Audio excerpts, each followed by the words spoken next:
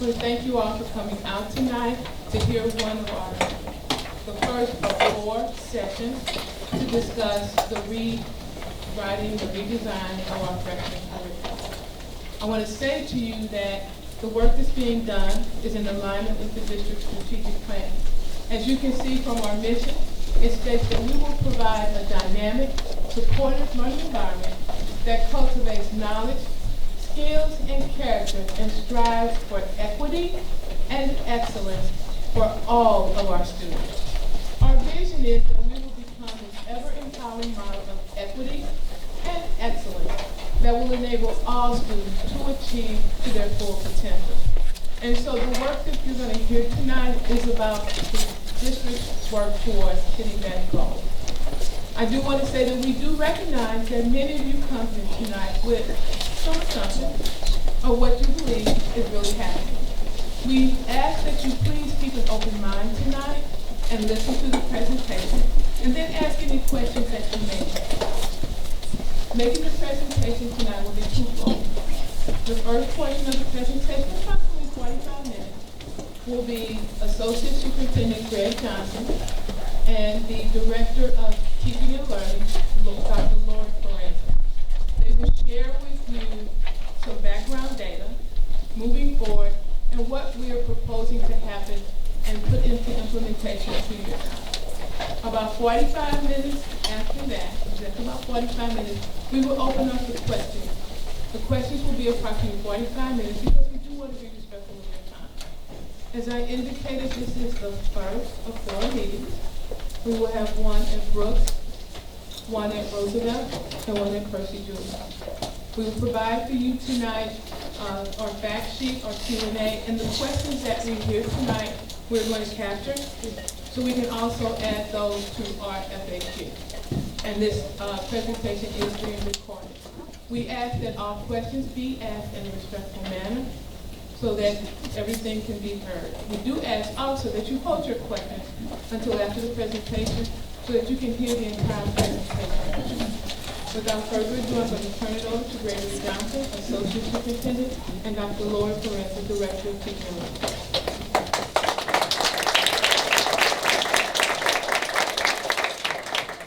Let me start by, again, thanking you all for coming out tonight. I know that there have been a number of you over the past few weeks that I've been able to communicate with via email or phone calls or this or that, and I want to thank you for the time you've spent for those conversations.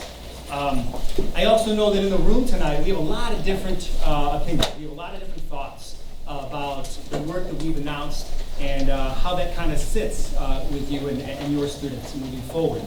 And I want to respect that difference in the room. That's understandable, right? We are going to have different thoughts about this, and we need to carve that space. We need to make room in the space for those different opinions to exist so that we can have the conversation that we really want to have tonight. So without further ado, let me dive in. And I want to say one last thing. I know we have people coming in, and if you could, do whatever you can in the seats to make room for them as they come in. And just for everybody, as they're coming in too, I know part of me is saying, hey, let's wait for people to find their seats.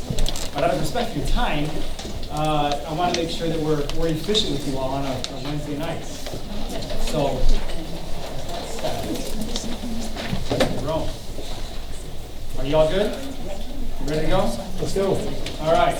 So here's what we're going to talk about tonight, a little bit as we get started. Again, this first part is all context and information for our plans moving forward.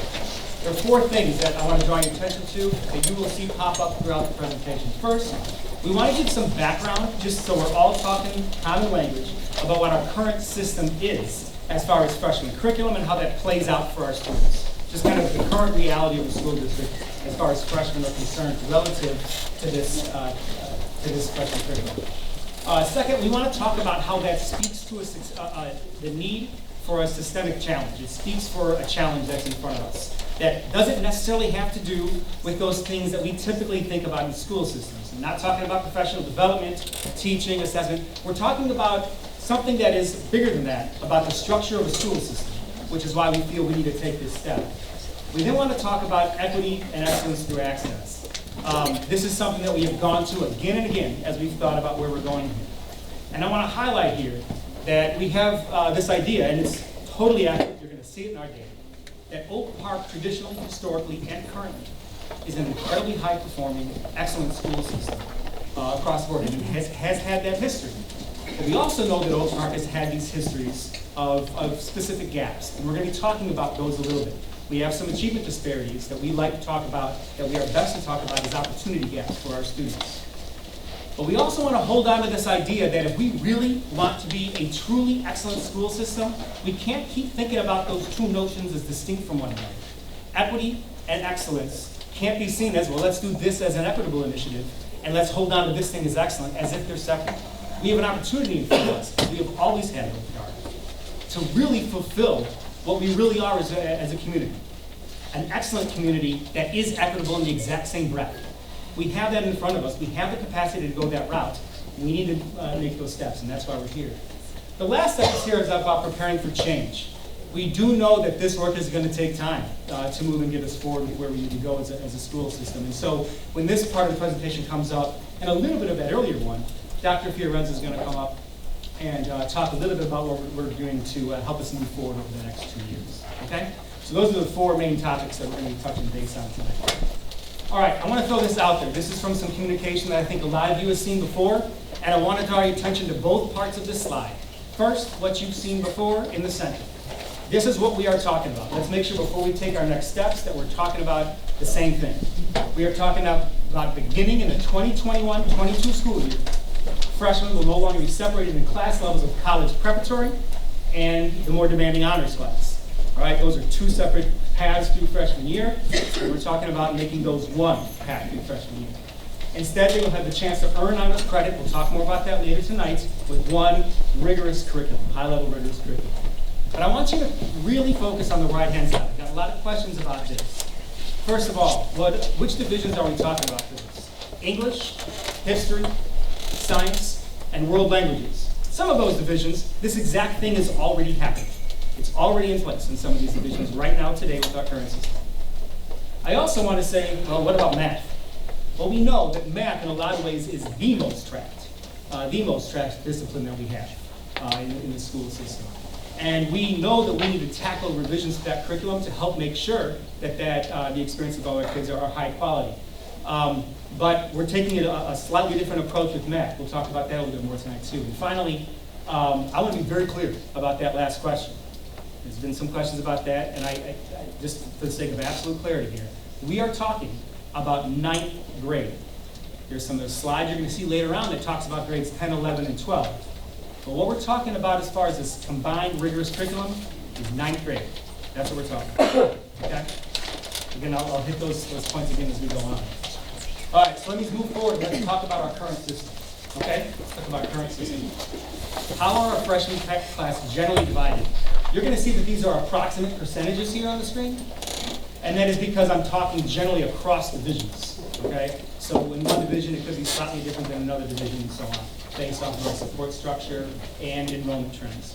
Generally, what we're talking is about approximately 10% of our 9th grade class is enrolled in our support program. About 45% of our freshman class is enrolled in our college prep, 45% in our honors class freshman year. You'll see those exact numbers for college prep and honors later on in the slide. Let me talk to you about what honors means right now. So what you have here is, if you want to get an honors bump in what we call API and sometimes GPA, but our academic performance index, if you want to see a bump in your GPA, you have to get an A or B in that honors class.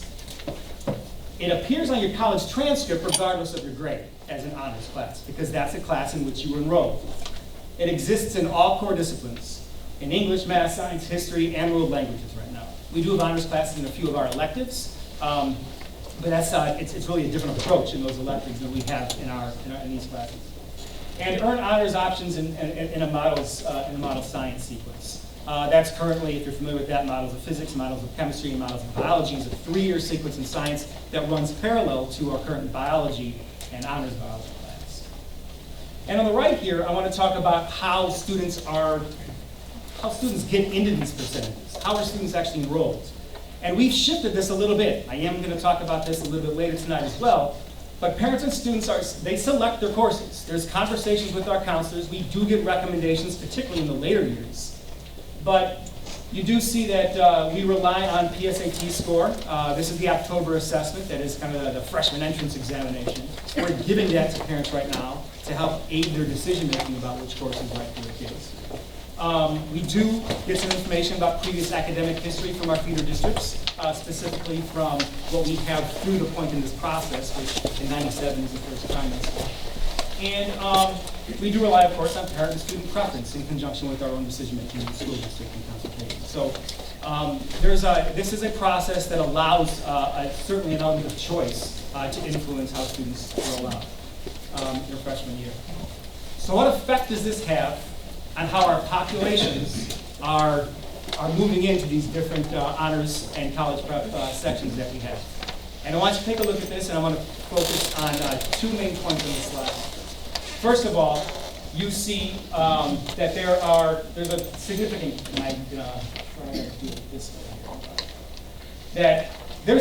we have an enrollment gap, essentially, when we take a look at our Black or African American population and our Latinx population to the right of it. You have about, last year, 21% of our Black or African American population was enrolled in an honors class freshman year, and that's compared with about 50 to 60% for our other demographics, except for Latinx, who is about 33%. So you begin to see that gap, right? Our Black or African American population, about 25% of the school coming in each freshman year, is enrolled at about a 1/3 rate in honors classes as the rest of our population. And hold on to that, a 1/3 rate, all right, as we move forward. And on the right, I've kind of illustrated what that gap really means. All right, we do see that gap, and this is not to say that any one of these percentages is right or it's the target. I'm just illustrating how these are rolling out with different demographic groups that we have in the school. This is a historic trend. We've seen this at OPRF going years back, but I just want to illustrate again the rules of the game that's currently occurring at OPRF as we move forward in the presentation. Now let's take a look at how this plays out, not on our entrance exams that I referenced earlier, but our PSAT scores for what's called the PSAT 8-9 for our freshmen when they take this test every April. Okay, this is the third year we've done this year. The state shifted from the ACT to the SAT a little while ago, so we use the PSAT. And there's some interesting things you see here. First of all, this is evidence-based reading and writing. I don't know if you click on these slides, but evidence-based reading and writing is abbreviated on top EBRW, and this is half of that essay, the PSAT that our students take. What do you see across the board? Every single one of our demographic groups is hitting the college readiness benchmark of 410. Every single one of our demographic groups is hitting the college readiness benchmark, set by the College Board based off of their national data sample at 410. But what you also see here is about a 90-point gap between our overall school population on the far left, and again, our Black non-Hispanic, which is about 25% of our population in the middle of the slide there. All right, hold that idea in mind there. It's about a 90-point gap, okay? Let's take a look at math. Here you see the college readiness benchmark on your far right at 450. We're almost all hitting that 450 mark, but our Black and non-Hispanic population is at 401 for 2 years ago, 411 this past year. As you go to this other, to the overall population here, you see the exact same gap in place, right? Exact same gap in place. You see something about 80%, about an 80-point gap that you saw before. So we have a disparity that is right near that college readiness benchmark, right? It's pretty consistent across tests. But you do see that our students are coming in with a lot of promise. Our students are doing good work when they come here freshman year, and they continue that throughout their 4 years. But now I'm going to draw attention to something that many of you heard and may have seen in the documentary. What you see on this slide needs just a little bit of explanation, so I'm going to walk over here for this. What you see on this slide is the expected growth that the College Board says we should expect from our different demographic groups based off the the expected growth that you should see for all students during their freshman year, based off of, and then broken down by demographic group. And what do you see for evidence-based reading and writing? Every single one of our demographic groups is hitting expected growth as set by the College Board. You see over here on the right, you see that we don't have all of our groups hitting it in math. But you do see that even where we are hitting across for all of our demographic groups, you see that they're hitting it in significantly different rates. If you remember, our then Director of Coordinator Assessment, talking in America to Me, she talked about the fact that over time at OPRF, that this achievement gap that she was describing widens over time, right? It gets systemically larger. That's something we've reported on the board at different times throughout the past several years. And you begin to see from this slide why that's the case, because these rates of growth are different from one another. This is beginning to point the direction at, it causes us to ask some serious questions about why is that the case. Kids are coming to us across the board, hitting the college readiness benchmark, or coming very close to it. But over time, we see that gap widening. That's something we must take seriously as a school system. We've talked about it. We must take it seriously in our actions as well. And so this slide here, when this is shared out later, summarizes a lot of the points that I just made. Okay? We are a high-achieving school for overall and for some of our demographic groups, but not all. We definitely have these score gaps for our students of color, and they are evident on the PSAT and other assessment measures that we've seen in the past. Gaps in performance, they are not parallel in a lot of ways to the gaps that we've seen in enrollment. And if you go back to that earlier slide, you saw that there was about a 1/3 difference, right, between the enrollment of our black students in honors classes and the enrollment of our overall population in our honors classes. But if you look at our achievement gap when kids are coming in, they're all hitting that, and they're a little closer to one another than that gap would suggest. We introduced more choice into our enrollment process, and I'm going to apologize because I skipped over this point. I want to show you something. From 2018 to 2019, we see a pretty clear gap, or a pretty clear increase in the enrollment for our Black and African American students in our honors classes throughout that year. Why is that the case? Well, one reason we know that's the case, or we think that is the case, is because we took this layer in the enrollment process away from the process, and we allowed parents, based off of the information they had, to make choices. A little bit more freedom with their choice about where their kids could go. And we saw this bump. 1 year does not a trend make. This isn't a causal link necessarily, but this is one thing that we certainly are beginning to look at as we move forward. But we also know from some of the studies, one specific study that I have online, that choice itself is not an equity driver. We can allow this choice to be out there for the community at large and for our overall population, but that doesn't mean that we are going to come to equity simply because we're opening choice up for everybody. And then the last points here are that growth rates show a significant gap, and that increases over time. A very real challenge that we have to take seriously as a school. So why do we think that this challenge is something that we have to own? Why is this something that we have to tackle as a school district? Well, let me tell you a little bit about what we did first before I go down the slide. We decided 2 years ago that we had to evaluate, we needed to go through an evaluation process for our curriculum. We needed to take what was happening in our freshman, sophomore, and junior years with a solid understanding of how the curriculum is unfolding for our students, and make smart decisions about how we could improve the performance of all of our students in the school. So what we did first is we did some research, we did some reading. Before I show you a quick summary of that information, let me say first that a little bit of information that most educators are coming to a school district with is understanding the background of how tracking just existed. Why is tracking in place? Why is it here in our country? It started about 1840s, 1850s, 1860s, when a large influx of immigrants were coming into the country. And it was set up for social segregation. The historical record is clear on that. It was set up for social purposes. And that's how it was, that's the legacy as we move forward that we are all dealing with, the school systems. And you see that legacy having some pretty catastrophic effects as you move through the next several decades and into the 20th century. Specifically, as you see that enrollment in vocational tracks and more academic tracks were racialized in pretty clear ways. So when you take a look at the research on tracking, we understand that history of it. That's a legacy for us. That's not saying that as educators right now, we are all saying this is what we want the school system to be. This is not saying this is what we want our school system to do. But this is part of how we are socialized and part of the legacy of how schools have been set up. We have to understand that. So we got some teachers together 2 summers ago, and we did some reading. And these are some of the things that have popped out in that reading. Tracking, we know, is linked to overall performance and achievement for students of color. Not as surprising when we put it in the context of that legacy. Benefits of providing access to rigorous curriculum is evidenced in several studies. We know that a rigorous curriculum is correlated with better outcomes for students across the board, across content areas. Choice itself does not lead to more equitable outcomes. There's clear evidence on that. And finally, other schools have found no detrimental effects on high achieving students. We see this as well, and there's research out there about that. This is not to say that the legacy and all the information that's going on right now about tracking is all pointing in a god-awful direction, right?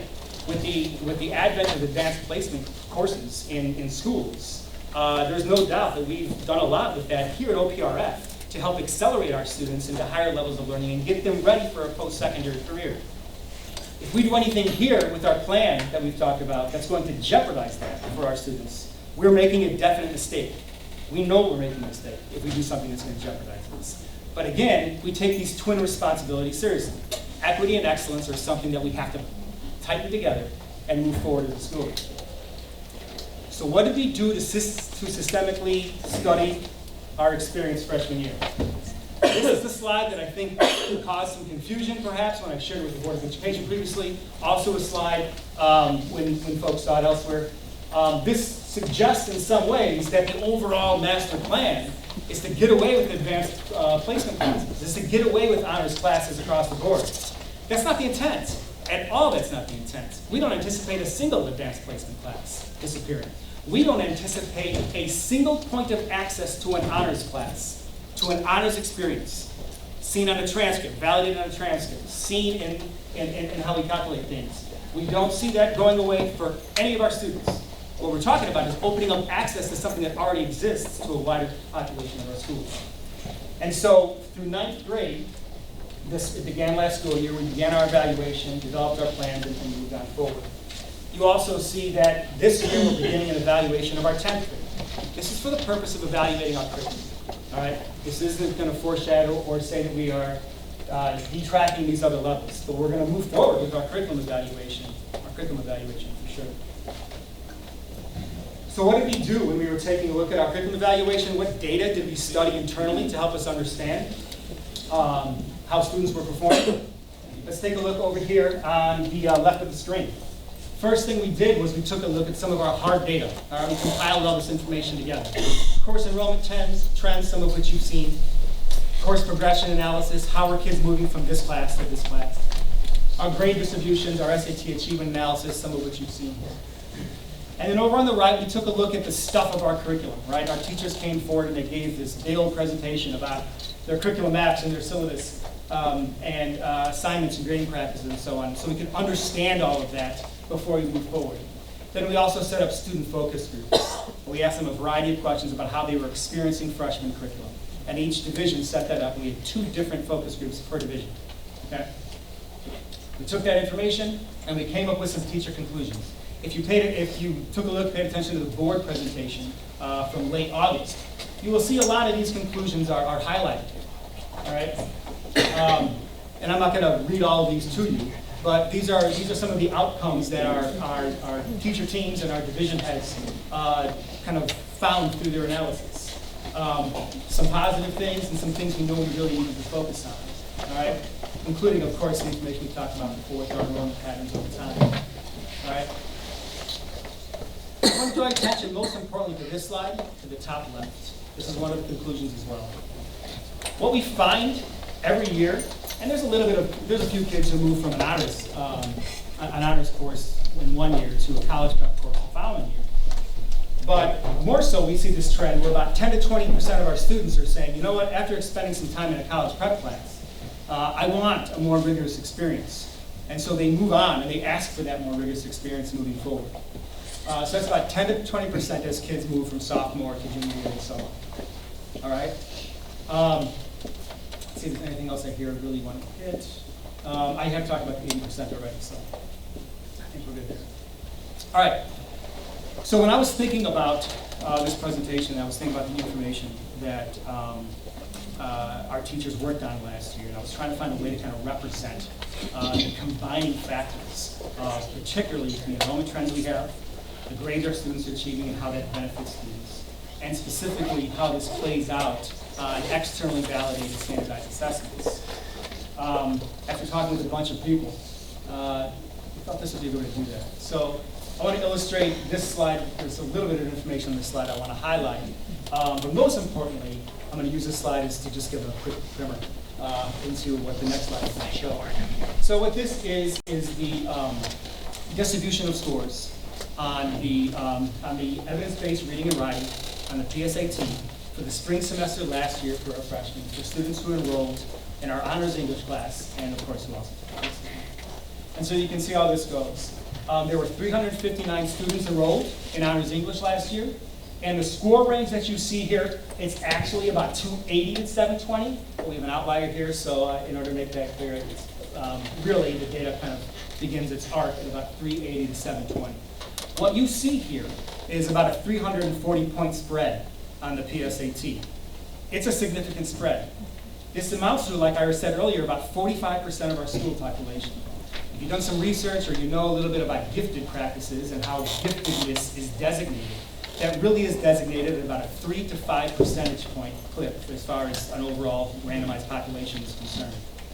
But what we have here is about 45% of our population in this honors class. So what's going on here is something a little bit different than what you would expect for the demographics that you would see percentage-wise for a gifted population. But we studied this data to kind of understand this range a little bit better.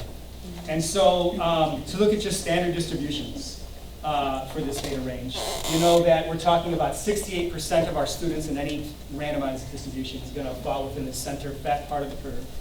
And you're going to have about 26% who are going to fall within the second standard deviation on either side of that. I also put this red line in here because this illustrates that point that I talked about before. This is the line set up by the College Board for college readiness. This is the line that predicts that, if things are working well for our students, they're going to be ready to be successful in college if they hit this mark freshman year. All right, so this is how this plays out for our current honors classes. Okay, again, a fairly wide range, and this is how this percentage goes out. In the next slide, what we wanted to figure is we wanted to understand how this compares, how this information that we see in honors compares with our college prep population, right? And so what I have here is this same normal distribution for, in the background here, you can see the college prep, and the foreground is the data is the graph from which the original data was derived. And you're going to see those three lines that show the standard deviation below the mean, or below the average for our honor students. And what I'm going to illustrate here is really what you're going to see is that we have a significant portion of our college prep population that on this externally validated standardized assessment are within the range that is set by our honor students in their classes. 31% of our kids who are enrolled in college prep are performing one standard deviation or higher below the mean. What you see over here is 69%, almost 70% of our college prep students are within that fat part of the curve that we're talking about according to our honor scores. And if you take a look at that you take a look at our college readiness mark, 84% of kids who were enrolled in our honors prep classes last year were performing in this range.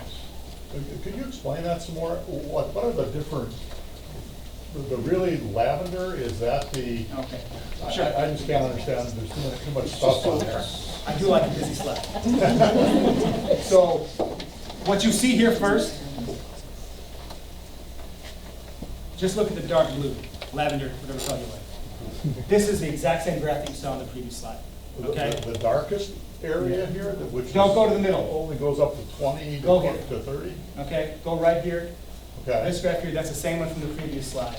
What's imposed underneath this is the range distribution for our college prep students, and you can see that better. That slide's barely visible. Like that part of that image is barely visible. It's hard to see the color. Could you put the percentages back up? Sure.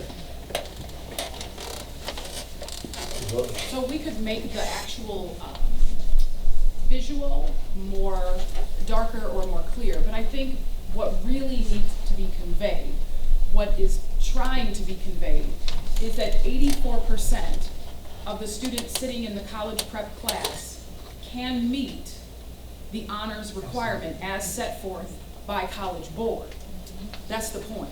84%, that's a huge chunk of our students that are ready for an honors challenge, but they are sitting in a class that's college prep.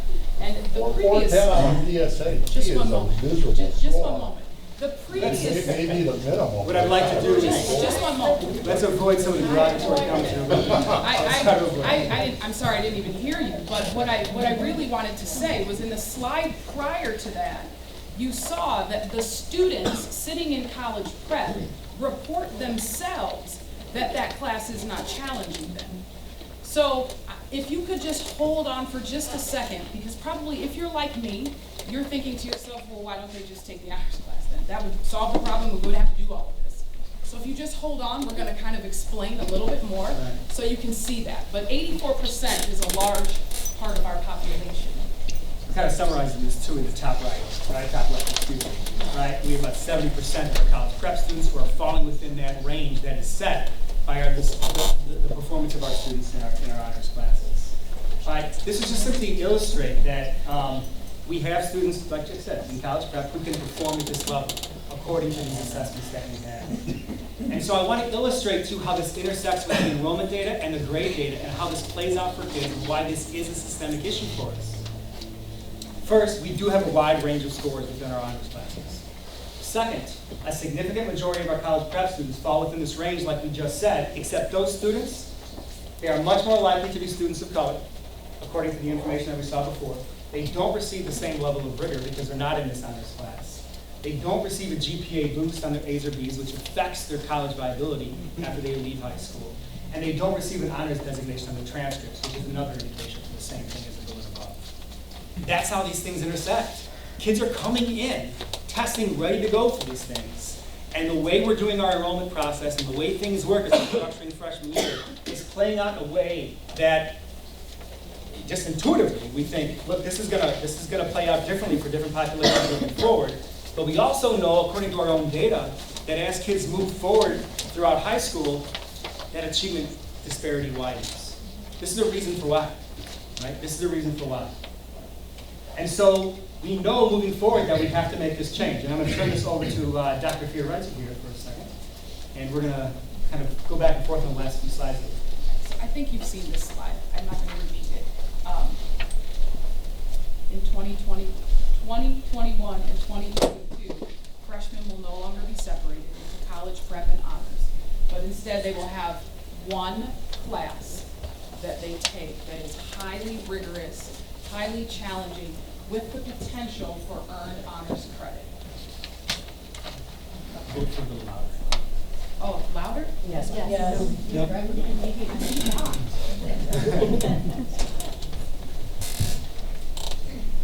Okay. Okay, I'll just talk louder, because I like to move around. So earned honors credit. You might be asking, what is earned honors credit? So earned honors credit means that students that simply enroll currently in an honors class and get the A or the B, they get the honors bump. But the kids that get the C, they don't get the honors bump. So by having an earned honors credit option, students can elect to do various things, and you see them listed on the slide. These are just a few. Teachers have some liberty. So it might be key assessments, it might be a key project, it might be conversations with the teacher over the course of the course, over the time that they're in that course.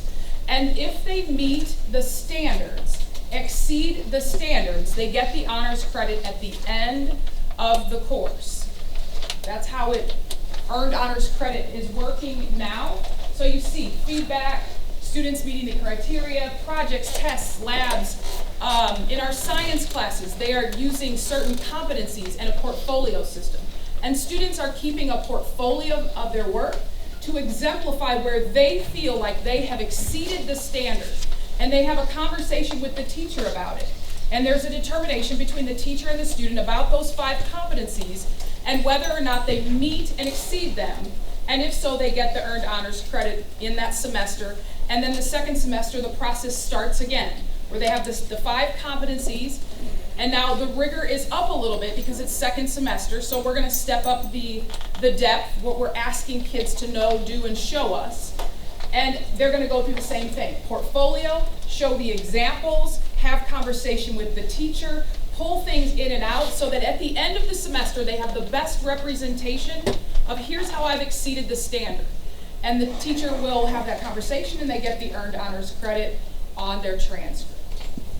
So we've asked ourselves, based off of last year's data and previous data, how does this actually play out for our students, this earned honors credit? Is this a more equitable way for our students to experience honors, particularly as they first are making that transition into high school? And here's what we see, right? It's a relatively small sample. This is indicative of previous years. Last year there were 220 students who were enrolled in this model sequence for models of physics. 30% were students of color. 126, so just over half, earned honors credit in this class. 26.2% of those who earned that honors credit were students of color. All right? So the next question that I think is really critical here is, all right, fine, so that's cool.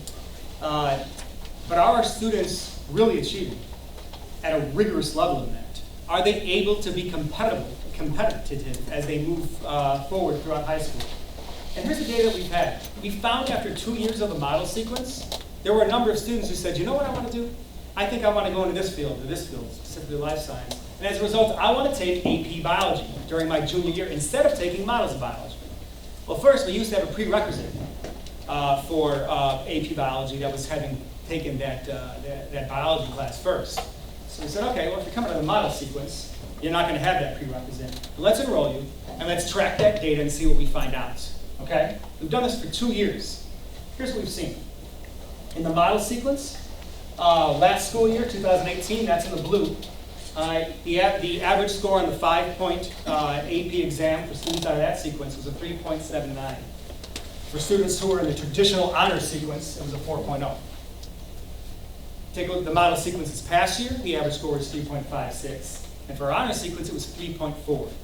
It's a two-year study, but you do see that actually the kids out of our model sequence outperformed students out of our honors sequence on the externally validated advanced placement exams for this past school year. Not only that, but what we found throughout this process is that because we opened up access, once that happened we saw that more students were taking the AP biology class because they saw it as something that they could be successful in. They saw from talking to their peers and what was going on in the school that this was a place for them. And we saw that enrollment increase. You also see through this data that we're performing consistently above the state average. Now, there's those of you who might ask, wait a second, you saw different scores. I want to say that we're talking about 38 and 76. We need to study this over time to see where this data really at. From 2 years, you're going to see a level of variability there. But we're very pleased to see these results. These are promising for us moving forward. Kids can achieve at incredibly high levels when enrolled in a models class that is heterogeneously grouped and prepares them for college beyond, as validated by this. And so now I'm going to turn this over to Dr. Fiorenza again for preparing for change and what this is going to look like with our division heads and our teachers and our plan for rolling forward. So, all yours. Okay, I'm going to use the mic so I don't feel like I'm shouting at you. Is this better? Can you hear me? No, it's not working. No, you can't hear me? The mic is not working. The mic is, I have to get really close. Okay. Hold it. Help me. Okay, so the first thing we need to focus on and talk about is the professional development that will be provided to the teachers, right? Because teachers are going to have a broader range of students, and so the questions are, how are they going to get ready? How will they adapt their instruction, everything that they have to do to a range of students? Well, two things I want to say before I say anything about professional development. One, you saw in one of the slides that they still are dealing with a range. Every student that's sitting in honors, as you saw in that bell curve, is not exactly the same. Some are really high performing and some are much lower performing in that range. So we are adding students, broadening our reach of kids, so professional development is incredibly important. Professional development in no way, shape, or form indicates that our teachers are not currently doing amazing things, because they are. But when we talk about professional development, professional learning, we're talking about expanding our current knowledge, right? So I'm gonna learn maybe some new things, like new technology is out, new ways of doing things, new instructional practices, new ways of assessing kids using technology, not using technology. All of that is out there, and we need to learn about it on a regular basis to sharpen our sword, if you will. The next one is for current and new, but professional, personal learning, right? So the teachers have areas of interest, things that inspire and charge them, and we want to give them an opportunity to learn about those things. So the professional development cadre that we're going to create is going to really be threefold. One, what do we want all teachers to know? What are the things that we want everybody to be able to do in their classrooms, have use of? The second tier will be more context specific. So professional development for the history teachers, professional development for math teachers. Some of that is going to look different based on their content, and we want to make sure we allow for opportunity. And then third will be their own personal interests, the goals they set, the things that they like to go after, the research they want to do. So professional development in three folds. And the best part about this is exactly what we're asking them to do in their classrooms. So it's mirrored in their classrooms. So they teach to the whole, but then they have to pull groups of kids, the ones that can be stretched even more, the ones that might need some additional reteaching or an additional step in that process. And then there is personal learning. Students are interested in different things, and we need to make sure that we allow time for kids to just explore things that they're interested in. So here's some of the key topics that we intend to present to the teachers. So this isn't just ideas that I crafted. I'm new, so I have spent time talking to the division heads. They have spent time talking with their teachers. So there's a lot of feedback coming in. And these are some of the things that the teachers feel like they need, in addition to the things that, as a whole, we think all teachers need to have information on. So specifically, differentiation. So what is differentiation? Well, differentiation is three different things specifically. So you can differentiate how you engage kids. So every student isn't going to be engaged the same way. Some students like the visual slides. Some kids don't like that. They just want you to tell me what I need to know. They want to hear it. Some kids want to be more hands-on. So how can we incorporate those three things into our classrooms to allow all students to engage with the curriculum? Process. So how are kids working with the materials, the curriculum, the process that they go about that can be differentiated, and of course the product.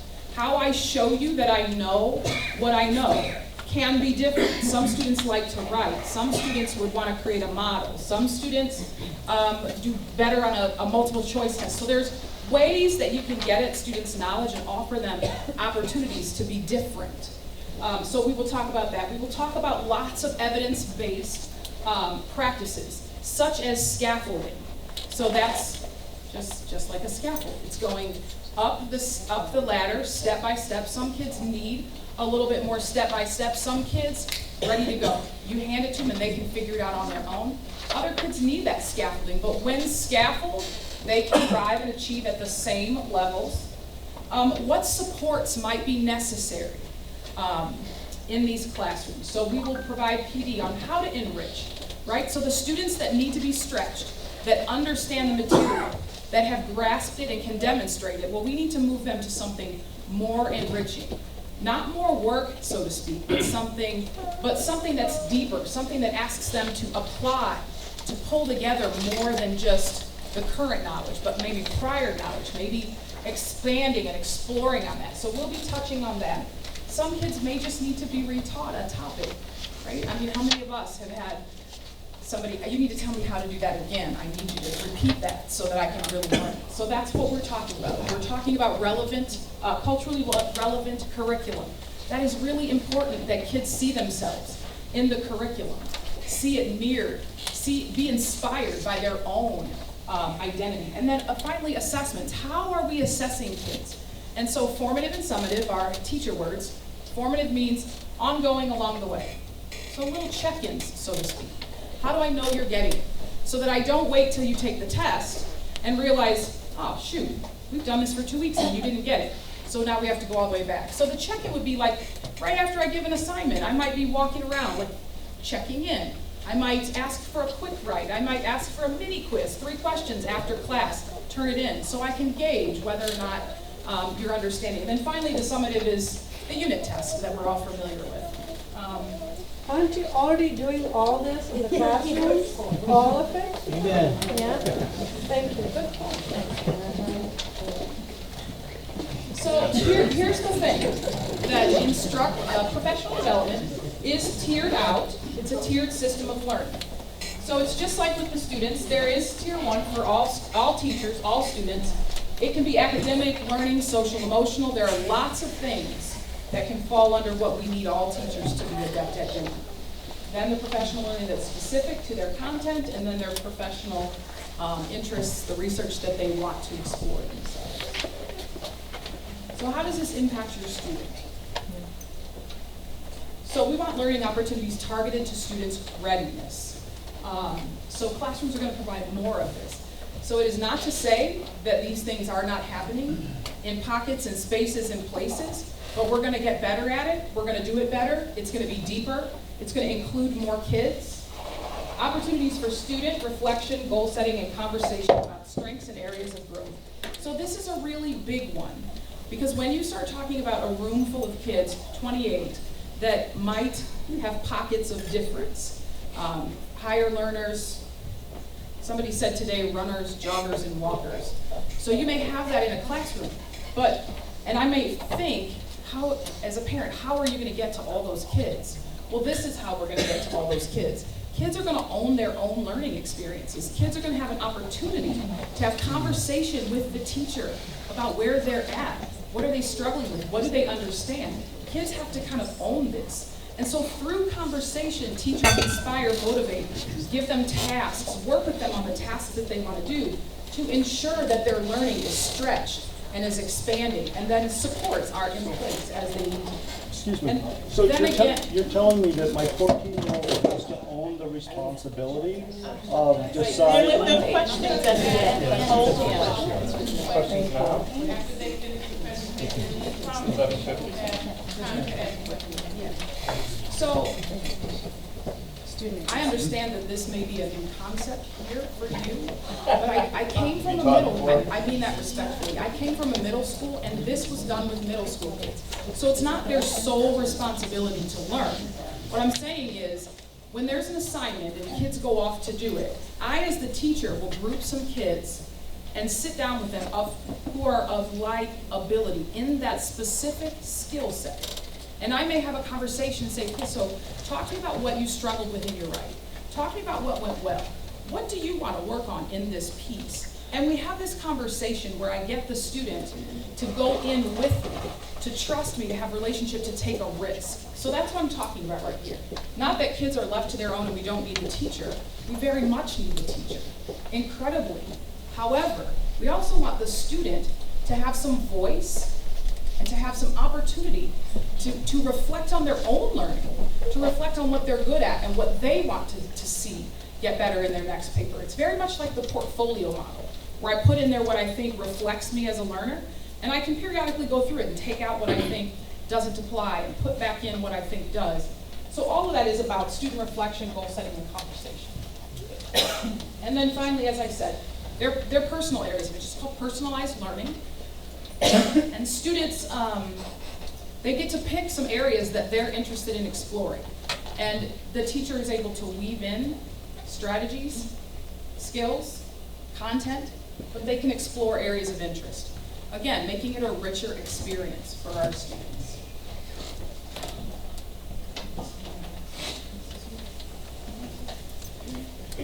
Oh, sure.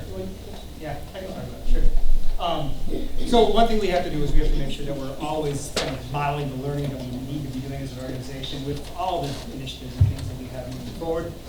And this is our plan, right? So we have a 2-year process. PD is beginning, we're investing in that right now. developing those plans pretty actively. As we go into next year, we're going to be doing some action research in our classrooms and trying to figure out the different ways that we can actually enhance our practice. We will be conducting an internal program evaluation after our first year. We have a program evaluation model that we adopted last school year that we will use in this way, adapt for this specific purpose. And additionally, we will be reaching out, actually we have reached out to 3 different universities, and we are in those conversations to develop a research partnership to evaluate the effectiveness of this program on an ongoing basis, but beginning a year after that first implementation in 2022, 2023. And so, yeah, that's where we are moving forward. I think there's one last slide. I know, yeah. Somewhere. There's a slide. Where's the finger? Are you ready? Hit the arrow on the computer. Oh, fabulous. And you know that moving forward, right? So, so this conversation will continue after tonight. So probably do a little bit longer, not too much longer. So, there were some questions that popped up before. We're going to open up to questions now. We know that in the time that we have, getting everything done and all the questions answered isn't gonna, it's not gonna be completely possible. Hence the future dates.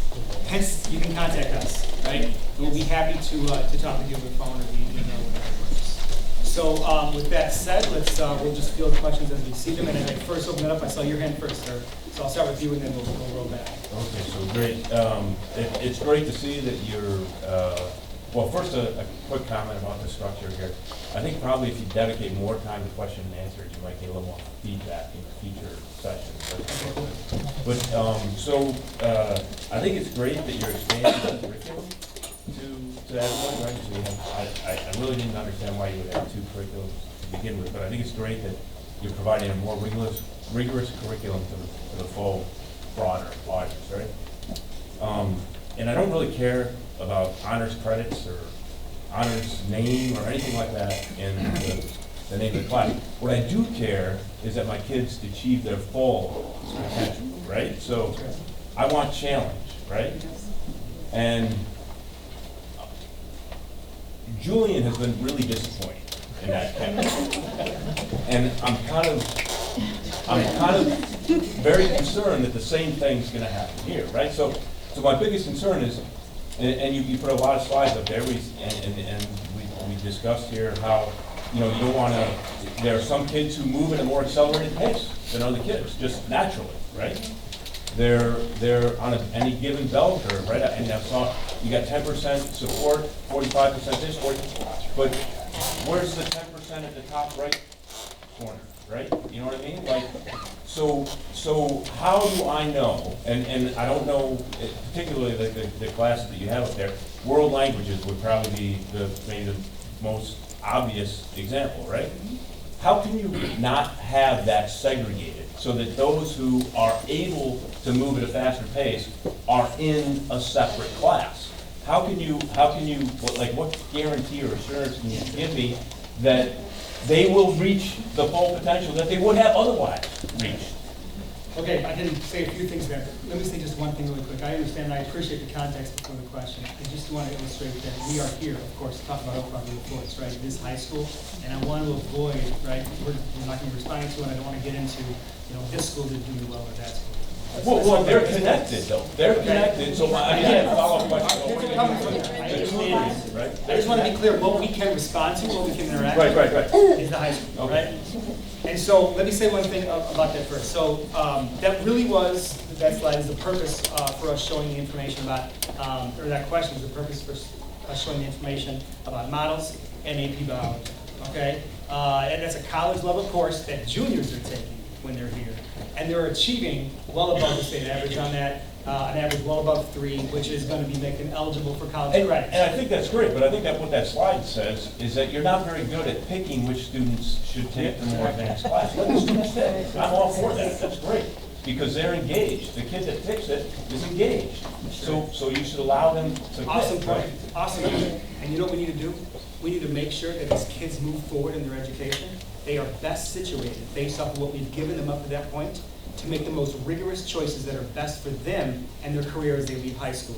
And that's what we're trying to do here. As kids come in, what we see we're doing right off the bat is we're saying almost 50% of our population is going into a college prep class that we know isn't correlated with the same levels of success across the board that we see when we have an integrated curriculum in science and what we see in our honors class. And so we want to open that up so that when kids are going to make those choices down the road, because we're keeping those classes, like I said before, right? Advanced placement, our honors plethora of elective offerings that we have at Luther High School. Those are there. We want to make all of those as accessible as possible. So what we're talking about is, we're not talking about benefits only for 9th grade. We're talking about benefits as they feed up throughout the system. All right? And the last thing I'll say to speak to your point is that that's the whole purpose of studying this moving forward. We know, we absolutely understand that we are needing to make sure that we do this incredibly well. So, That's why I The crux of my question is how do you make sure that the let's go on to another question. I appreciate it, but we can't. Everybody's question. okay, so I just would say two additional things. Part of the reason to create this one, and to your point of, well, why not just let them pick? And they obviously aren't picking right. But 8th grade, I came from a middle school, been there for years. They don't know all the time. Every 8th grade student does not know who they are capable of being. They don't. And I have three babies, and each one of them was different. One knew, the middle one didn't know. So I think the concern, as a newbie, as a new person coming in and looking at your data and looking at the choices in the past, I worry that there are some kids who don't know yet that they're interested in biology or the sciences and that they can delve deeply. So I think by allowing one experience in 9th grade that's rigorous and challenging, that everybody's in the same one, we could tap into some of that passion, and then those kids may say, "You're right, what the heck, I can do this, so now I'm going to do it." So the ones that are already moving at a faster pace? they're gonna keep moving at a fast pace. We're not gonna slow the pace down. How are you not gonna Because slow we're the going pace to down? differentiate that instruction. Yeah. But still, I don't know exactly, but maybe in the back, right in there, yeah, thank you. I have a couple things. One, when you're doing the presentation on the earned honors, I think maybe we could find a different term. I feel like I have kids who are in honors and not in honors. And when you talk about the earned honors program that you're rolling out, it makes it sound like the kids who are currently taking honors classes haven't earned the honors that they're getting. Right? They're up till 11 or 12 o'clock every night. They're doing hours and hours of homework. They're writing all these papers. So maybe just a point of caution. And I think the other point is we've been looking at the models curriculum as an example of how an additional assignment or something else could be leveraged to designate honors credit. But has anyone actually talked to the kids about how they feel? Because I have kids that are in models and they love it. I mean, they love their models. But when I ask them if it's the same rigor as their other classes in honors, and they say, no way. Right? It's not anywhere near. So could you maybe speak to that? I mean, I feel like the success, it's models versus regular, it has two different approaches. Like one's more hands-on, one's more memorization, book learning. And I feel like we're using that to leverage this conversation. Yeah. One of the things that came through with our focus groups, Yeah. when we were talking to our kids, is that we got some of that feedback. Yeah. And I'm with you. All right, I've had kids in the model sequence. I understand. And so one of the things the kids told us is that first, one feels more rigorous than the other. When we unpack that with our kids and we ask them questions about that, they really linked it to one thing initially, and they talked about volume of homework. All right, they talked about what they're taking home, and I'm not saying like in the honors bio class, they're talking about my friends who are in that class seem to be taking home more volume than what's going on in the models. But like I said, what we see when we take a look at how those students are actually doing it as they move forward on our tests, we see that we're actually pretty good. We're actually on par with that. And so that's an important distinguisher for us, right? There are some proxies that we use for felt rigor versus how our students are actually engaging in learning scientific concepts that pay dividends in future science classes, and we believe the models is doing that. Kids also said that as they moved from models and got into future classes, we saw it in the AP biodata focus groups. They felt that there was a better connection between that curriculum and the model sequence that they had than what they saw in the college prep. And so there's a lot to unpack that notion of how I feel rigor really is And that takes more time than we have right here. But that's where we gotta go with that question, because we have the traditional definition of what rigor is, and we actually have what's kind of comes out of the learning process that we have to take a look at. When we talk about it at home, the kids say what differentiates their honors classes versus their non-honors classes Right. is definitely the pace at which the class goes, because Sure. it goes very fast, and the types of questions that they encounter and they discuss in class, the types of readings that they have, that's what they equate. And they oftentimes will note they have actually less homework than some of their peers in non-honors classes. Yeah. But it's the types of thinking that they have to do. Understand. It's how the Absolutely. children designate. I'm so sorry, yes. Go ahead. I have kind of 2 points that are related, and there are some questions along the way. I've had a student at this high school consecutively for 15 years now on the board. Okay? Congratulations. I've watched this debate for all of that time. We've been talking about implementing something to cure the gap. I would venture to guess there isn't a single person in this room who doesn't want to close the gap. I think we're all on the same side. The debate all these years is, how do we do that? What is the best practice? What is the way to implement it? So my first point is, I was highly upset to receive an email at the end of August after coming off of the summer. The board suddenly, in my mind, I pay attention, I read things, I'm a very involved parent. All of a sudden, people were not here this summer, and the board takes one of the biggest decisions in my experience it's ever taken. Why did it come about now based on this meeting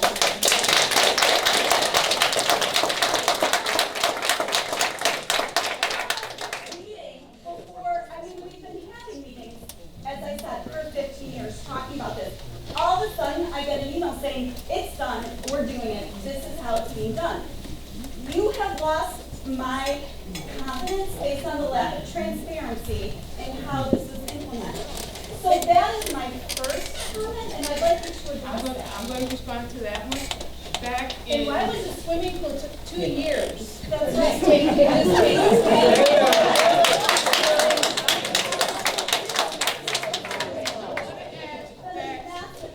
I'm going to ask that we all speak in respectful. I'm sorry. And I'm going to answer your question. I'm going to say to you now, the answer to your question may not be what you want to hear. I arrived in July of 2016. There was a strategic plan sitting on the shelf. Okay? There are people in this room who worked with us to dust that plan off. If you look at goal 2, I think it is, at least it was, in that strategic plan that we took the board in the spring of 2017, it says specifically that there would be a redesign of the freshman curriculum that would move to more rigorous coursework. It was there. Every quarter, I come forward and I make a public presentation to the Board of Education at a public meeting. I do it at the COW meeting, committee of the whole, and we do it again at the regular board meeting. The group that helped to formulate that were not just teachers in this building. They were not just administrators in this building. There were partners from colleges and universities. There were community people who sat on those committees. There were students who helped us to frame the strategic plan as it meant to us fulfilling what was on that first slide, our mission and our vision. We have been charged by the board routinely to give progressive steps as to where we are. Each year, at least twice a year, sometimes 4 times, we come forward and we present that data, where we are and where we're moving forward. So when you speak of transparency, our strategic plan is on our website. We do accountability meetings 4 times a year, and we do the public presentations 4 times a year. And moving forward to more transparency, we have actually taken the accountability committee and merged it with the Culture, Climate, and Behavior Committee. And we have a data framework dashboard that's going to be posted. So what we're doing today, there are a lot of people in here who are coming across that this is happening next year. The work has to begin to get to that point.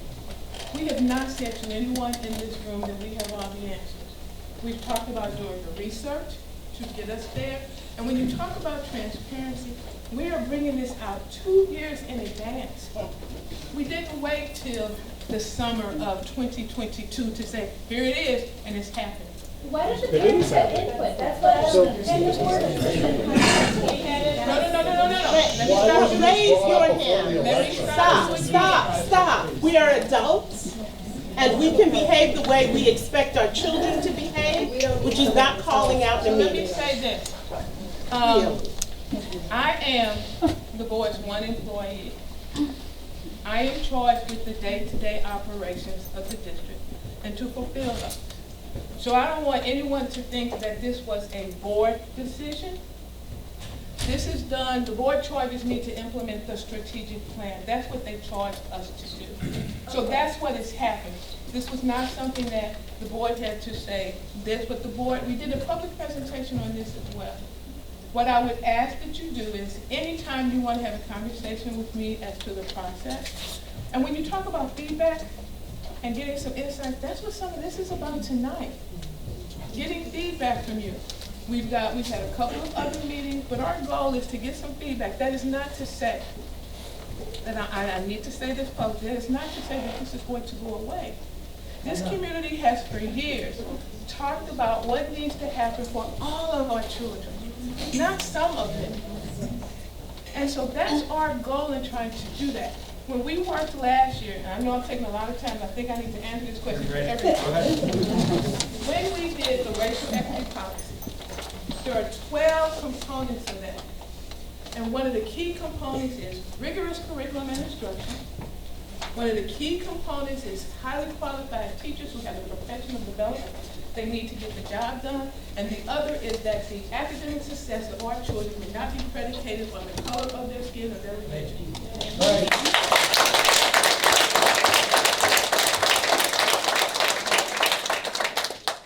say to you, it was not intended to stifle anybody's voice, because if that was the case, we wouldn't be having 4 meetings. I say to you, the intention is to remove the barriers that exist for our kids, to give them equal access and opportunity for all of them. Sir, you talked about the ensuring, we've shown you data. Our high-performing kids are high-performing. But we've got some students who can do better. We've got some students who we can move up.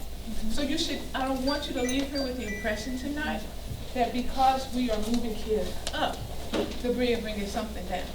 The whole focus is to move all of our kids up, to pushing them to be their full potential. You know, some people heard me tell this story. My guidance counselor in high school told me that I need to be a file clerk. What? I was tracked, I was college bound, but I should be a file clerk. Had I done, and that's not saying anything about conflict, but I'm just saying, because I went through a system that was tracked. And while I was college prep, I was still told, hey, really good in somebody's office. Someone was a teacher, and it was someone who believed in me enough to say, you can do more than that. You get in there and you show them what you can do. Here I am today. So I hope that answers your question. You answered it very well. Okay. I think you guys should explain that process and what you just explained to me. I got this email. Everyone I've talked to who got this email thought it was a board decision done secretly, sort of on the sly over the summer while everyone was on vacation. And that does not instill trust. I think that process needs to be brought out. We have been talking about this for the 15 years that I'm aware of. It's just a matter of how. My second point goes to the how. Okay. My student was in the Models of Science program last year. If that is the way that equity is to be addressed, starting with the freshman class in 2 years, the models, I have a lot of criticisms of that program. Did you see us about that? I can talk, but I want everyone here to know what concerns me is the two of you mentioned that the teacher will have a great deal of input talking to the students along the way and then at the end as to whether they earn that honors credit. My daughter was never clear on how to earn the honors credit all the way through each semester. She would be like, I don't know, Mom, there's some project at the end that we can turn in. And it was never clear. All of that needs to be, as we talked about, consistent across departments. That's a great And that's part of that professional And development. the bias, again, racial or otherwise, could come in if the teacher has the ability to say, okay, you get the honors credit, and no, I'm sorry, you should be a file clerk. You don't get honors You credit. make a really good point, and I'm going to Gotta be turn So it back that's over to what them. if this is the way it's being implemented, that models program needs Gotta be transparent. consistency and less You bias. make a really good point, And- and that's one of the reasons that Dr. Fiorenza talked about the training for all staff, because we want to make sure that everybody has a higher level of knowledge and current that is in place, because we want to make sure that it's not happening in pockets, That's it. that it's happening everywhere. I don't want to put anybody on the spot, but if you are on the strategic plan committee or the accountability committee, you need to raise your hand. Okay. Thank you. Dr. Pruitt, could I just say one thing about models? Because one, this is being videotaped, two, we have people in here that know people, and I do not want those teachers to feel like we have sat here and ripped apart what they did. Just hear me out, and I'm not saying you were, but I need to be true to I'm new to these people, and I have sat with them, I have listened to them. Some of the very things you said, they have said, but they were jumping out there, they were doing something new and different, they were trying it. And kudos to the administration for allowing them the opportunity to be rich professionals that get to try something new and see how it goes. And so in sitting in the conversation with them just last Wednesday, they have said, so we know we need to tweak the earned honors credit. We're not so sure we like this. Now we're going to try this competencies. 2 people are trying it this year, the competencies. Someone tried it. So they know, and they're working out the kinks. But sometimes that's part of the learning process, that we don't have the exact answer. We don't know exactly what that needs to look like. So they tried with the best intent, and now they're going to learn from what they tried, learn from what the students are saying, and then we can streamline every time that process. And that is the process of education, right? It's the process of learning and learning again and learning something new and getting better and better and better at it. Oh, you said kid earlier. I believe I heard in the presentation that you said 84% of the college placement kids can currently meet the curriculum of the honors classes. They're meeting college readiness benchmark. Benchmark. Yeah, that's not a criteria that Okay. we have in place for like entrance or exit Okay. from honors, no. But that means then that there's 16% that either aren't yet meeting it Right. or may never meet it. Well, definitely we have 60% who are meeting at this moment, that's what that data tells us. Okay. From You're that gonna one have test. freshman classes comprised of, if I heard it correctly as well, 28 kids. 16% of that is 4.5 kids. 4.5 kids in a class who are not achieving at an honors level today as freshmen.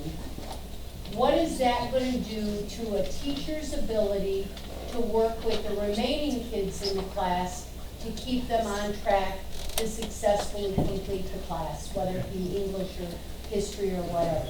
All of us know that there, or I won't say all, I would tutor kids in K through 8.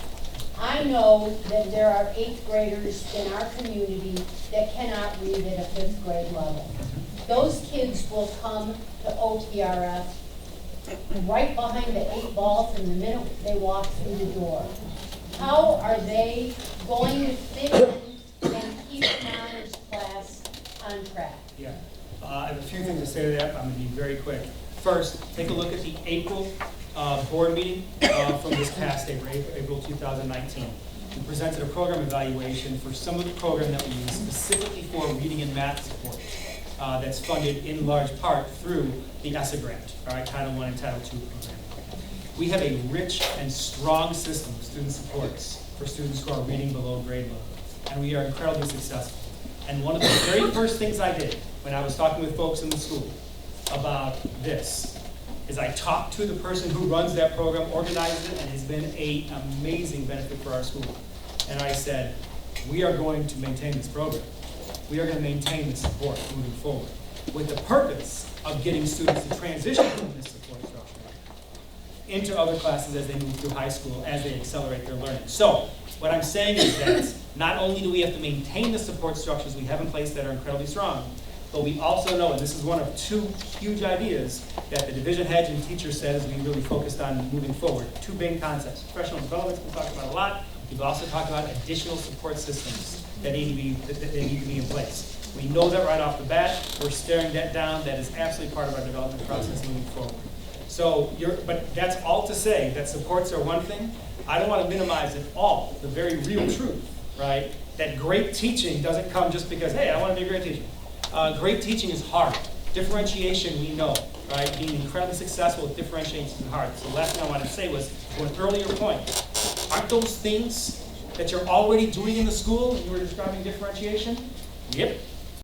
Our job is to build those up and make them consistent across the board, because they're already happening in the system. But will you be doing it for a honors level class that a kid is in, where the child might not have been in that rigorous of a class under the current very strong support structure? Yeah, these are evidence-based practices that work across the board for students who are performing at different levels of achievement. Okay. And so, and I want to stress that word, we haven't said enough tonight. These are evidence-based practices, differentiation, that we know is high level.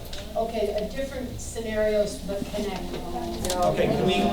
The kid's not motivated, just plain and simple. The child's not motivated. Yeah, and that can be across all performance ratings, right? That's a real challenge. And I don't know exactly where our next one is. I think your hand was up. So I'm going to keep it very simple. I believe in. Okay. Sorry, I thought she pointed at me. I'm Oh, maybe sorry. you I did. saw her and then this Oh, I didn't do that. If you're talking about raising the bar, I believe in best practices and sharing best practices. I haven't heard research, but maybe you can share at a later date. Why and how are the high achieving demographics achieving those high scores? What are the reasons and what are the ingredients for their high success? Maybe we'll look into those and try to talk about those another time. Okay, thank you for that. We'll be happy to have that conversation. Contact me too. Yeah, and the demographics as well as the ingredients. Thank you very much for that. Yes. Let's go to you. Okay, so I have a number of things. So first of all, along with what the other lady said, I hear that you have involved the various boards and you've had various discussions, but the people that you didn't include were the parents of Oak Park and River Forest. And I have a current 6th and 8th grader right now, so this program will affect my 6th grader. Ed Condon, who is the superintendent of D9, he told me that he only heard about this whole plan 5 days before that email went out. No one in the communities of the country was informed about this at all, including the school boards that our kids were in. So while it's true you may have had discussions between yourselves in terms of how this program worked, none of the middle school kids that are going to be affected by this, none of their parents were told about it. So that's part of the reason we're having these sessions now. As I said earlier. But you're having it now after you've decided to do it, you've decided what the program should look like, and you've told us this is happening for your kid, and you've got 2 years to prepare for it, or choose to move elsewhere. So that's the part I really have a hard time with. I understand that. I can't, nothing I can say is going to make you feel any different. But our goal in getting feedback is today and then the next 3 sessions that we have. However, school systems are charged to ensure that there's rigorous academic work for all kids. And we're asking you for some feedback now, but at some point, we are charged with the writing of the curriculum and delivery of instruction. And this is not to mean to be disrespectful, but if every time we made a decision to do that, we would not move forward. To come back and say, can you tell me this, can you tell me this? Our goal tonight is to get feedback from you. The reason we're doing this 2 years in advance is because it allows us to tweak, it allows us to really frame the process so that we have a strong program when it happens. And we felt it was better to do it now than wait until the year that it is being implemented and say this is what you're walking into. I just want to throw out there just one quick comment, and then we'll get somebody else here. Just I really ask you, and I ask other people who are thinking along, your lines. Okay, I appreciate the critical lens on what we're doing. That's important. But I really encourage you to not be so sure, if in fact you are this, not be so sure that this is going to be bad for your students. All right? These are evidence-based practices that are successful for all of our students. Don't be so sure about that right off the bat.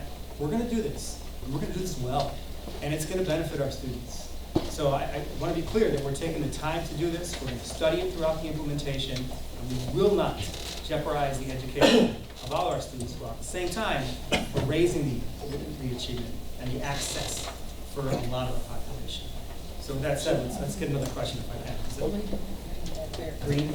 Hi, my daughter will be in the 2021 fall class as a freshman. And every article I read says that her success academically, short and long term, has a lot more to do with the zip code where she lives, the high quality preschool education she received, and the fact that both her parents attended graduate from college. The fact that her English, history, and language and science class freshman year will not be labeled as an honors class will not hold her back in life. What will hold her back in life is the notion held close by some adults in her community that some resources being taken away from her and her peers. We need to ask ourselves what we think we are afraid of.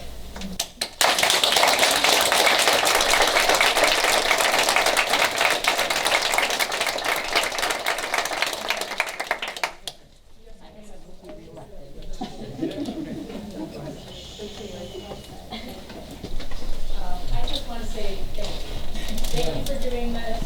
And I have two daughters. One just graduated, one is a sophomore. Both of them have been in honors classes. And I just wish that this had happened before so that they could have been, a part of a more diverse classroom. Because I appreciate all of the research and all of the data that you're presenting, but I feel like we should acknowledge that there is an intrinsic value in having a classroom that is not segregating, and having a classroom that looks like our communities, so that when there's discussions about history, about politics, about literature, that people who are involved in those conversations are not homogeneous. They are a reflection of the community that we live in. So thank you.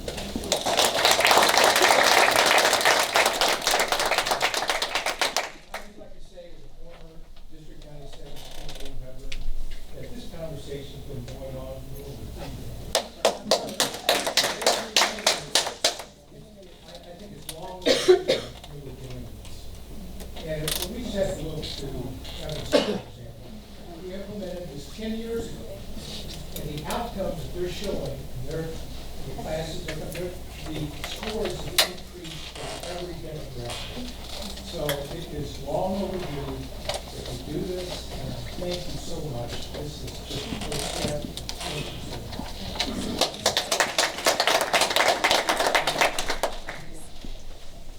I agree that I'm so happy that we're finally doing something. And I'm sure it's going to take tweaks along the way, but I'm also sure it's going to be better to have competitive discussions. I have two questions for everybody. And I say this as an educator. Why are the College Board benchmarks applicable to our community? Or I guess I should say, are they necessary? Do they have external validity for healthcare? And then my other question is, are we all agreeing there as a community and as school staff and as school board that what we have now is tracking? Because it seems to me a kid who's in one level of math and one level of English and one level of Spanish, and that's true across our population, that's not really tracking. And I feel like that's kind of money in the water, so maybe that should. Let's go second question first, go back to this. What tracking? Tracking actually is defined in different ways across the literature. It really is. And so as we're naming this, we're talking about access because we want to make sure that we're not conflating people's concepts and what that term means. But there's a lot of what we're doing that comes from that tracking very for sure. You made me think of something that comment was made earlier regarding world languages. And I want to speak to world languages because students are still going to come to us based off of a rich world language experience in the middle schools. and they're going to be plugged in to a class that is the next sequence, right? So it's not by any stretch, and I don't know if anybody has that impression, but if they do, let's debunk it. We're not going to say, that doesn't matter how many years of Spanish you've had, you're going to Spanish 1 as soon as you get here. That's not what we're doing, right? If kids have that language proficiency as they move in, we're going to be able to do that.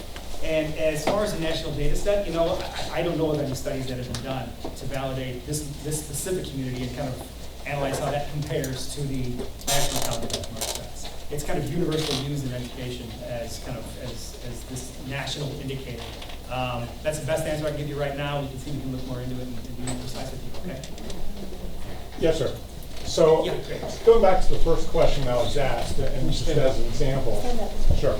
So going back to the first question that was asked, and just as an example, and you brought it up a little bit, but how is a teacher going to effectively teach, let's say, a Spanish class that's not differentiated when you can have a student in there that is just starting Spanish? They can switch languages. And someone who's had Spanish for many years. I meant to just answer that. So I really did. So if a student has taken a year of Spanish, or they've gone through the Spanish program in middle school, they're going to take that Spanish test moving in, and if they're ready to go on to Spanish 3 when they get here, whatever it is, that's what they're going to do. We're not going to pretend that the kids didn't have that Spanish level. What we're saying is that Spanish is no longer going to be Spanish Honors 1 and College Prep Spanish 1.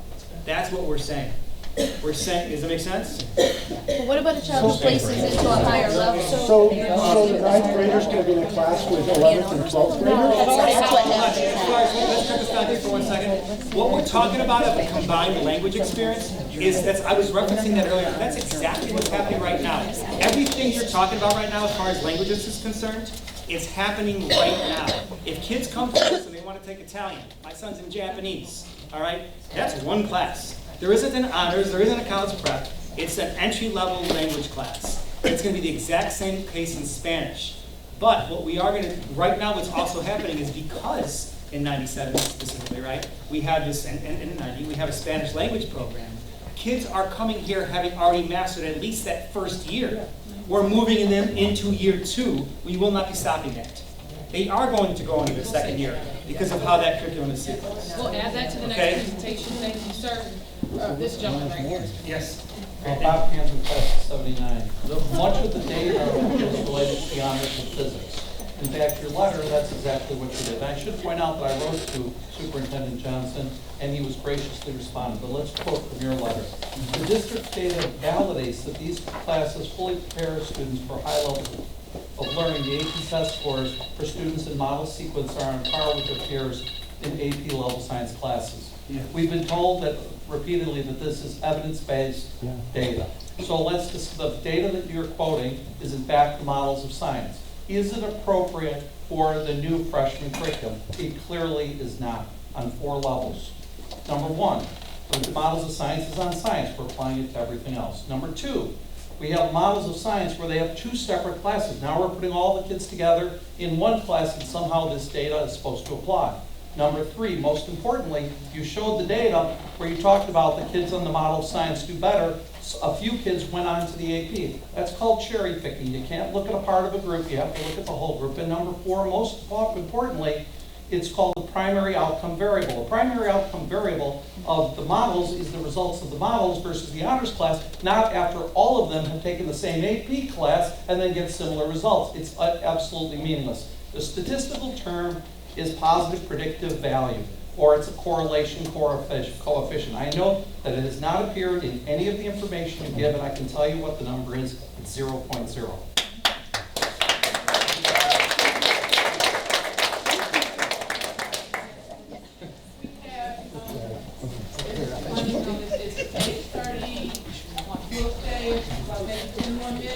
And if you don't get a chance to ask your question, we have index cards. Please put your question on it so that we can add it to the FAQ and get it back posted.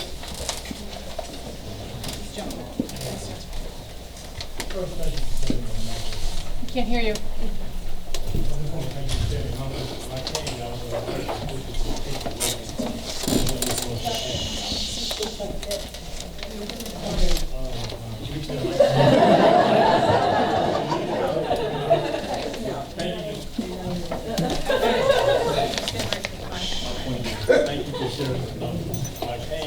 or take away from my kids, but now I see the potential of adding to my kids.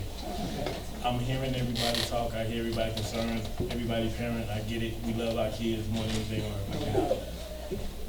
The point is, I'm a little concerned about the pace that the teacher will be able to move the class along, and how much flexibility will the teacher have.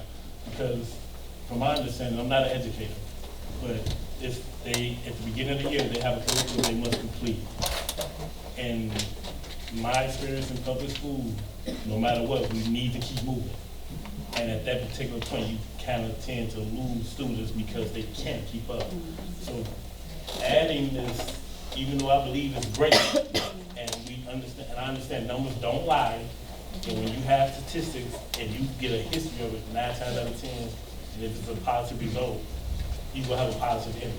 So I'm not challenging that, but I want to know, with this program, what type of flexibility will allow the teacher to have with the curriculum? So if you recall, absolutely. So one, how will the teacher manage the pace of the class? So one of the things to keep in mind is we are calling it curriculum, but really what we're talking about, all of the divisions have done it already, is identified standards or objectives, things they need kids to learn and be able to do. That's what we start with. What do we want kids to know? What do we want them to do? So less of moving kids through a curriculum and more about saying, here's the objective. Here's what I want you to learn. Here's what I want you to be able to do at the end. Can you do that? So remember, I talked about personal learning experiences. That is one method of differentiation that gets you to all those levels. So I want to teach you basic math facts. That's real basic, but let's just say that was what I was going to do. I might teach a mini lesson, and then I might have kids in groups still doing something relative to that, but at their pace. They're still going to get to the objective, but it may be different than these students. These students may get to it by the end of the class, and then I'm going to stretch them and ask them to, show me that in a model, or show me that some other way. I'm really simplifying it with math. It's not exactly like that. But do you understand? I just want you to understand the concept. The differentiation and using personalized learning does get you to that. Is that easy? No, I was a classroom teacher. It's not. And I had kids who couldn't read at the high school level. They read at 3rd and 5th grade levels. So I get it. It is hard. But here's what I will tell you. It's the right thing to do. That's all I know is it's right for these kids. When I look at 80% of these kids that can but aren't, that's troubling to me. It's troubling. So, yes, the pace will be fixed by differentiation. And what was the other part? Is there another part? Support. Support for the teachers. So we're putting together a 2-year professional development plan. We're bringing in an organization, a company, to speak to differentiation and not just sit and get, but bring the lessons, let us help you. They have coaching aspects of their package. They'll be present here, they'll do virtual. So we have lots and lots of ideas. This is important work, and so we have to prepare our teachers. I would say they are doing this at a level. But when I asked, what do you need professional development out of me, what can I support you with? Almost every single one of them said differentiation. So that tells me that even though they might be doing it, they're not comfortable. They're not like novices at it, right? So we are doing it. They are amazing. I have been in the classrooms. They're amazing. But there's room to grow, right? There's room to grow. Yes, ma'am. I want to clarify something. Is the honors class currently right now exceeding the standards? I'm assuming you follow the standards, correct? Are they right now exceeding standards? Meaning the curriculum that's presented is exceeding, not meeting. Meaning you're teaching above the standard level. You're probably going above, correct? So what we've done over the past several years is break down the standards in the various disciplines, identifying key priority standards that drive our curriculum, and then we raised our assessments to align to those standards. And we've collected data on that. And so the idea is to teach so that students, of course, are exceeding those standards. Yes, absolutely. Okay. As you first answered your question, I thought you were maybe asking if 100% of the students that are honors are achieving that mark.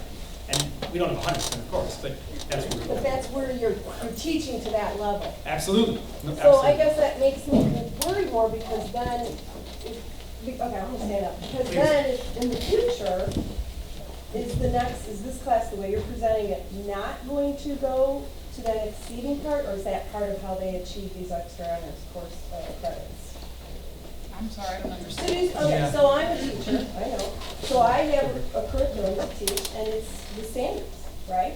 And so I do sometimes have students, because you have to differentiate nowadays, who are exceeding them. You have to meet their needs, right? So you're saying that that will continue. Right, and so here's how that's gonna happen, because I don't have a curriculum, I don't have a book, I'm saying, here, you have to do this book. I'm saying I have standards of learning, 5 things you must learn in the first month of school. So I may give you a totally different novel to read than I give someone else. The bottom line is, as long as you read that and we can extrapolate the information, the skill that I'm trying to get to, that you can evidence text and that you can dig deep and have conversation, does it matter if the books are exactly the same? I could differentiate not just on ability level, let's not even just talk ability level, right? We could talk cultural, we could talk interest. Boys don't want to read girl books, most, right? So we have to learn how to meet kids where they are. We have to. Right. So I can still challenge you. Okay, I just wanted to clarify. Yeah, I can still challenge you with the same skill, just different materials, or same materials, but I might say to one student, okay, I want you to come and talk to me about how you evidence this. But I may tell the other student, so you're gonna write a response, write 2 paragraphs. I'm very much simplifying, but that's kind of the idea, that I can shift what I do. We've been given a signal for one more Oh, question. I'm sorry, one more question. Oh, yes. So we're at 10 minutes, Madam Boucher. So sorry. What you just said confused me a little bit. So I'm having trouble picturing how you have a classroom discussion in an English class where the kids are reading different books. Well, right, because books are about themes, so I could have 5 different books all about the same theme. That we would do it like that. So in your book, how does your character exemplify boom? Yeah. We could talk about it. So I understand you could ask me that and I could answer you. Yeah. But if the kid sitting next to me hasn't read that book, he really would have no idea what I'm talking about. He could say thematically, oh, that's related to the theme I'm thinking about. But all the context, all the details of that story, all the characters, he wouldn't know. He wouldn't have any of that context. So how would he participate, and how would he really be able to force me to think deeper on how I'm thinking about the book? And how will that help kids of different abilities? Absolutely. So what's a common practice actually in your classroom? I was an English teacher, confess. I was an English teacher for 9 years, and a common practice in English classrooms is that you can differentiate around texts. You have some common core texts, right? So everybody's reading this theme to establish that theme, that concept, that genre, whatever it is. And then there are differentiated texts around that allow individuals to dig deeper into that. And then the class conversation is possible around a common content with that core and differentiate around kind of the spokes in the wheel. And I will tell you one more thing about that. That's happening right now. That's happening right now in our English classes in this school right now. That explains it. I think I misunderstood that. I thought you were saying they would be reading different No, it's cool. books. It's a great question. Good pedagogical question. I just wanted to know, I'm kind of a local historian on education. I've been here for 42 years. And I want to thank the current board, this administration, for doing something that's been called for the discussion and the exploration for 30 years. Like a rigorous teacher evaluation of the curriculum for equity was a major recommendation of the 2003 Learning Community Gap Report, and it's sad. And then in 2011, the Blueprint Assessment pointed to the same issue. The curriculum is inequitable. You've got to do something. First thing you need to do is a systematic review by the teachers and the administration. They've done it. They've reached reasonable conclusions. They're projecting a project, not a lifetime. It will be reviewed rigorously each step of the way and revised. And if it fails, they'll try something else. Have faith. You don't have a kid. Yeah, Excuse me, I just sorry, I know you can't take more questions, but for those of us who came in a little late, could you just tell us again who you are so we know who to contact if we have more questions or concerns? I forgot. This is Mr. Greg Johnson. He is the Associate Superintendent, and prior to this, he was the Assistant Superintendent for Curriculum Management. Okay. And this is Dr. Lloyd Forenza. She is the Director of Student Teaching and Learning. Yeah, thank you. Thank you everyone for coming out tonight.